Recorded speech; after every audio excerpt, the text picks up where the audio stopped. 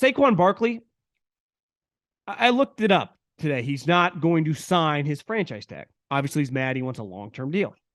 And I always find it funny, like when an employee, a player, whoever, someone who struggles for a while, then all of a sudden, like, has some positive momentum and then starts making demands. It's like, Saquon, you played 15 games in 2020 and 2021 total. You ran for less than 600 yards in 21. And last year, you were good, but let's not act like you were Walter Payton reincarnated here. Like, if you're going to draw a hard line and be like, I need some money.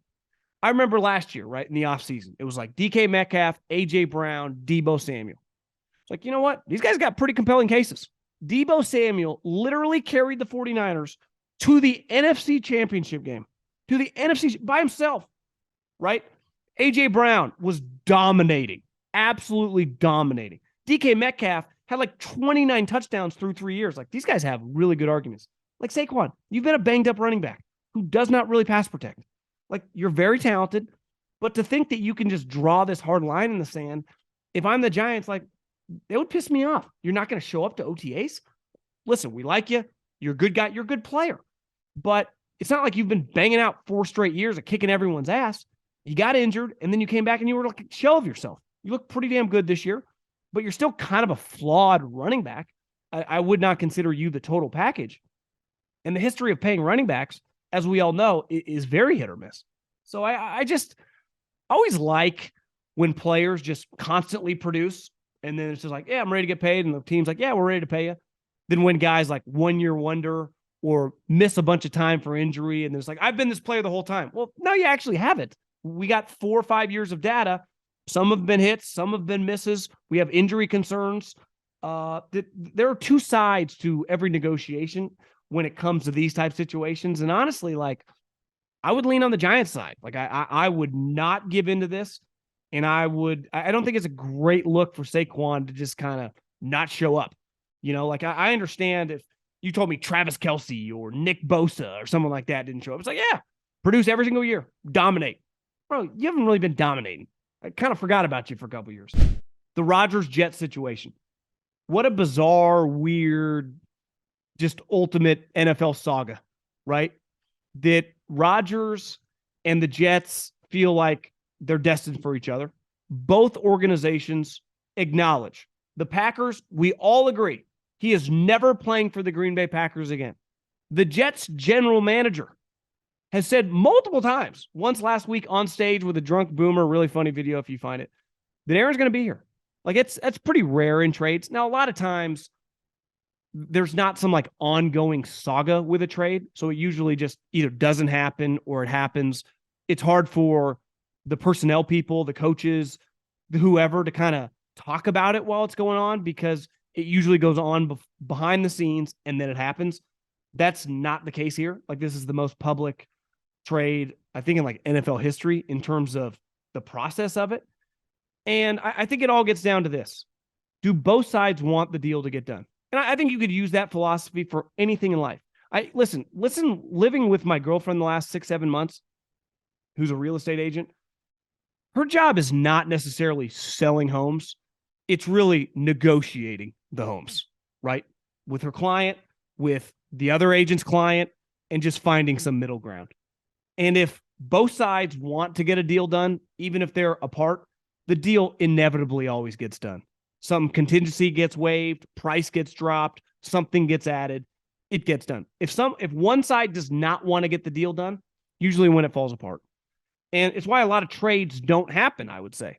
Because one side's like, yeah, we'd be willing to trade this player. And it's like, we'd love to have this player. We'll offer you this. You're like, yeah, it's not quite enough. Like, how many things in your life, if you think about it, from a bicycle to a pair of shoes to your golf clubs to your lake house to your car to whatever, you'd be like, yeah, I'd be willing to sell for the right price.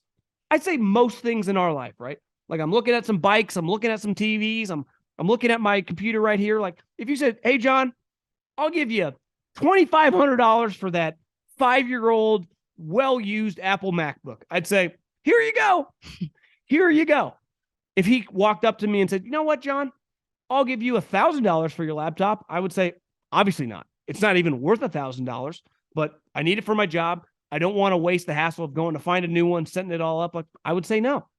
Where a lot of deals that fall through is kind of that. Like, yeah, I'd think about it. We'll get to the right price, and then it happens.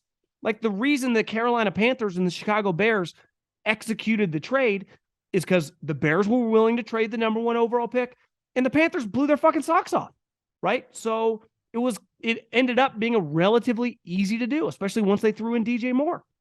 They would not have traded him to the Panthers if all the Panthers were willing to offer was like, hey, listen, we'll give you a 1 and 3 twos. They'd say no. And I think this Rodgers-Jets situation is both sides. One really wants the quarterback and the other can't stand the quarterback. So now they're negotiating the price, even though the execution of the deal is already done. Like the Packers are. Aaron Rodgers is never taking another snap. And the Jets do not have a choice. He has to be their quarterback. They do not have other options. So now it's just like we're kind of arguing over the semantics of the deal. And Charles Robinson reported that the Packers were adamant, I want your 24 first-round pick. We're cool with giving, you give us one of your second-round picks this year, and we want your pick next year. And honestly, if I'm the Jets, it's like, listen, if he's going to be on my team for 3 years, or we win the Super Bowl next year, I got no problem giving you my 2024 first-round pick. Let's do some contingencies here. But I can't just blindly give you my 24 pick. He literally just said when he got out of the darkness retreat, I was going to retire. So this is a guy, a 1-year rental. Now, even if Rodgers is a 1-year rental, there is a lot of value there. I'd argue to the Jets, if you knew right now he was a 1-year rental, you could still justify giving 2 twos. Because if you just got to the second round of the playoffs, the AFC Championship, won the division, the value that has to your franchise is very, it's hard to quantify, right? They haven't been in the playoffs in like 13, 14 years. They're on one of the longest. I think now that the Kings made the playoffs, the New York Jets are now officially the longest active playoff, missing streak. So just Rodgers for a 1-year rental has value, right? Now, how much value is, we can argue that all day long. And clearly that's what they're arguing over. Now, the one thing that I would say happens in any negotiation is there a deadline, right? Is there a deadline? Like my girlfriend just sold a house yesterday to a couple. Well, the couple is coming out here because he got a job as a doctor and it starts at the end of the month. So they got to figure out a place to live. Just like a lot of people that are selling their homes, same thing. Someone died, someone got a divorce. I did a walkthrough the other day, went to look at a house, thinking about buying it. It was like, why are they selling the house? It's one of the first things you ask for. They're like, well, they just got a divorce. Someone's got to pay the other one, right? So there's a deadline here. It's the draft. And it's not even actually the first round. It's the second round because it's pick 42 and 43. This trade has to happen by one of those 2 picks if you're going to get, a pick this year, right? So I think that the trade is more likely to happen, not just draft week, but probably Friday of the draft. Now, potentially it could happen Thursday. But given that the Jets don't have to give their 13th overall pick, it's kind of just a staring contest with some still time remaining. But we know the outcome of this.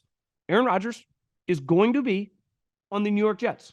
And Aaron Rodgers and Jordan Love is going to be the quarterback for the Green Bay Packers. Right now, they're basically just arguing. And listen, it happens. We've all been in these situations of some pride, some ego, some I want to, quote unquote, win the deal. The Packer side, for sure. And if you're the Jets, you're just trying to pay as little as possible to get the asset that is inevitably coming to you. So this trade just feels very Aaron Rodgers, feels very New York Jets, clumsy, weird, public. I don't know. I don't ever remember anything quite like this.